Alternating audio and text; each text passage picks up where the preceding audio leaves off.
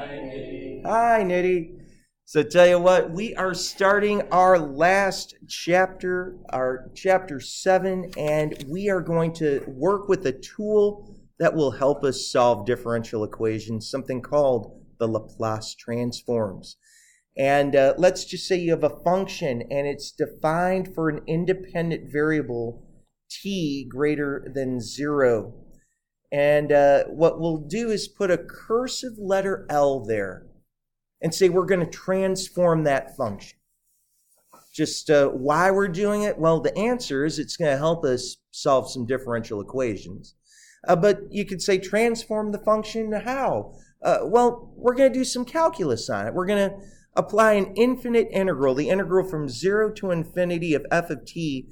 But what you're going to see is in front, multiplied to f of t, will always be e to the negative s of t, where s is a positive integer. In other words, you will see e to a negative constant times t at the end, and that will be very special. But when we apply this integral, the answer that you get, and by the way, that's what we're going to be coming to, is called the LaPlace transform. We're changing this function, and this is providing that the integral converges. And if it diverges, that would just mean that that function doesn't have a LaPlace transform. Now, what you're going to see very, very typically is this, that as a shorthand, we could say, let's apply a LaPlace transform to a function, f of t. You'll get some new function with respect to s. S is going to be seen as the independent variable, and I'm writing that as a capital F, so that's going to change.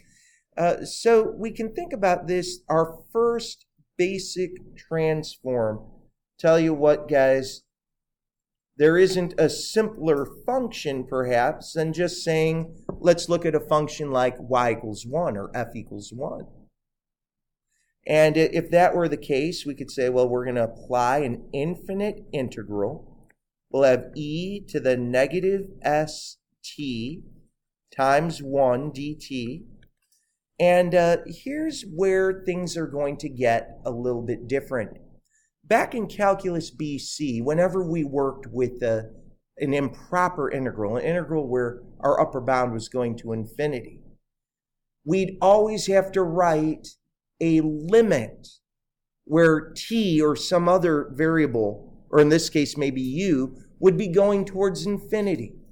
And we made a big deal about that. What we're going to see, though, is that can get to be very tedious. So we're not going to require you to write limits with another variable going to infinity in this regard. It would just get too time-consuming. And the author makes a note of that, too. We're integrating with respect to t. Let's do the fundamental theorem. E to the negative s of t, what would that look like? We'd get what? Yeah, negative 1 over s. We've got to reverse the chain rule. And then we'd have e to the negative s of t. You got to reverse the chain rule, right? And then the fundamental theorem. And gosh, this is where it's probably cringe-worthy for some of you. You're probably looking at that going, that really bothers me. You know, because I made a big to-do about it. Every Calc BC teacher does, saying, oh, you don't put an infinity up there as an upper bound. That's where you'd have a limit. But again, we're assuming that, you know, we're not going to have to worry about that. Let's leave that negative 1 over s out there. And when I plug in my upper bound, negative s times infinity, would you agree at the end of the day that's e to the negative infinity? Right? And then I'm going to say minus, well, then I'm going to plug in my 0, but that's e to the 0, which is just a 1. Now, if you remember the shape for e to the x, I'm sure you do. Here's the shape of e to the x. What's happening is x went to negative infinity. That went to 0. So here's our first basic transform. We've got negative 1 over s times negative 1. And you know what that is. That's going to be a negative times a negative is a positive. That's 1 over s. here's where we're going to do some memorizing. We're going to say memorize. You want to remember that the Laplace transform of 1 is 1 over s. Likewise, if I would have put a constant in there, imagine that we just had a constant instead of a 1. Would you agree I could just pull that constant out of the integral? So it probably would not surprise you that you'd have k over s. So we want to have these memorized. We're going to have to memorize a number of basic Laplace transforms. So in this section in particular, we've got quite a few more where we're going to take some time and make sure we know them. You'll see it winds up being a mechanical kind of a lesson. But a Laplace transform is a linear transform. And when I say it's a linear transform, it means that we can pretty much break up sums and differences of functions into different components, into different parts. And you can transform each part. So let's just say you've got the transform, the Laplace transform of some constant, alpha times f of t, plus beta of g of t. You could say, well, factor that alpha out, factor the beta out, and apply your Laplace transforms. Let's just say that the Laplace transform of little f of t is big f of s, whatever answer you get from that improper integral. You can see that's really what we'd have, alpha times the f of s. Likewise here, beta times the transform of g of t. Well, just apply that transform to g of t, you'd get capital G of s, and look at that. This will be a lifesaver down the road when we are saving ourselves some time. We can break these functions apart and get considerable help. Okay, we're doing okay? Let's go to the other side. And we're going to take a look at other basic transforms, and I'm afraid something got erased from my end.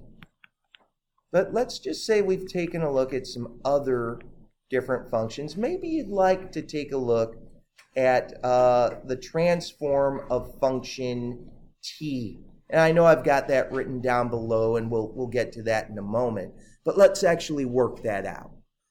We're going to say, hey, at the end of the day, this is an improper integral going from 0 to infinity.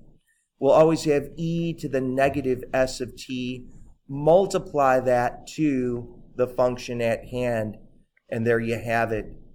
And right now, as you're looking at that, you might think, well, my goodness, I kind of remember integrating things like that. And the tool that we would use, take a guess? Integration by parts is correct. Integration by parts is correct. You could, you honestly could do tabular, which is great. I'm not going to do it to show you a cool feature. But you are spot on. You could do integration by parts tabular. Remember what we're going to have. We're going to have u should be something logarithmic, something algebraic, something trig, last resort, something exponential. I'm going to let u be something algebraic. I'm going to let u equal t. dv would be what remains, and we'll have e to the negative s of t dt. So here I'm going to take a derivative, du. The derivative of t is just a 1, so I'd get a 1 dt. And here I'm going to take an antiderivative, and the antiderivative, I have to reverse the chain rule, don't I? I'll have e to the negative s t, but I have to divide by a negative s. And like Richard said just a moment ago, that's like a negative 1 over s multiplied, right? You might think, well, why are you doing that? Well, because this integral will be uv minus the integral of v du. And again, could we have done tabular, the shortcut? Yes. Maybe you're wondering, my goodness, why in the world wouldn't you do that? Well, you'll see in a sec. Look, I'm going to multiply u and v. We'll get a negative 1 over s t e to the negative st, but because I have bounds, I'm going to have to do the fundamental theorem here, right? Whether we're doing parts or with a tabular or the long way, we still have to deal with the bounds right here. And then we'd say, well, then from over here, we'll go from 0 to infinity, and I'll have my v. Then we'll say du is just going to be dt. Now, at this point, you look at this and you think, well, holy smoke, wow, what's going on here? This is looking rather bad. Well, look, let's deal with the first component first. You could definitely say that this is a negative 1 over s, and it's really t over e to the st, if you'd like, if you want to drop that down. And then you could say, hey, I'm going to plug in my infinity to 0. Here I'm going to say plus, minus a negative is a plus. Then I'll have 1 over s, and we'll go from 0 to infinity of just e to the negative s of t dt. Now, if you're really thinking about something right here, you should look at that integral in a brand new way and say, wait a minute. Doesn't that kind of ring a bell? Doesn't that look a little familiar? Did we not, just a moment ago, deal with that? And that's why I didn't do the shortcut. It's because sometimes you can see that kind of a connection. And you can say, well, I know what that thing's going to be. That thing worked out to 1 over s. Oh, well, at that point, maybe that's pretty good. We could say, hey, so, this is 1 over s times 1 over s. Now, the other thing, as we're wrestling with this, we can think, wow, what about over here? We've got our negative 1 over s. And, then we've got infinity over e to the infinity. If you think of it that way, that can look so weird. And this would be 0 all over 1. Wow, as we're wrestling with this, we know what 0 over 1 is. That's just going to be a 0. But what about t over e to the st? Infinity over e to the infinity, it's going to go to 0 because of end behavior, really. E is so much more powerful than any polynomial. It dominates any polynomial. To the point where if you wanted to do L'Hopital's rule, you could, and you could see it very quickly, right? If you wanted to do a L'Hopital rule, you could say, you're getting infinity over infinity. You bet. But at the end of the day, the derivative of t would be a 1. Down below, you'd have an s e to the st. So you'd have 1 over something infinite. All of this is going to 0. Guess what this transform's becoming? 1 over s squared. Guys, this is what we're going to be referring to on this far left side. In fact, what I'd like to do right now is finish giving you some transforms that you should memorize. These are the ones that we really need to take hold of and know for the rest of this unit. If you've got the LaPlace transform of t, you get 1 over s to the second. Okay? How about in general? How about just t to the n? Now, I'm not going to prove this right now, but take it on good faith. Take it on good faith that this will always be n factorial over s to the n plus 1. And as you look at that, that can hopefully show you a little pattern. Whatever power t has, the numerator will be that power with a factorial after it. Down below, we'll have s, and we're going to bump it up. Here's what I want to show you. What if we had t to the first? Do you think that pattern still is holding? Yeah, because wouldn't we get one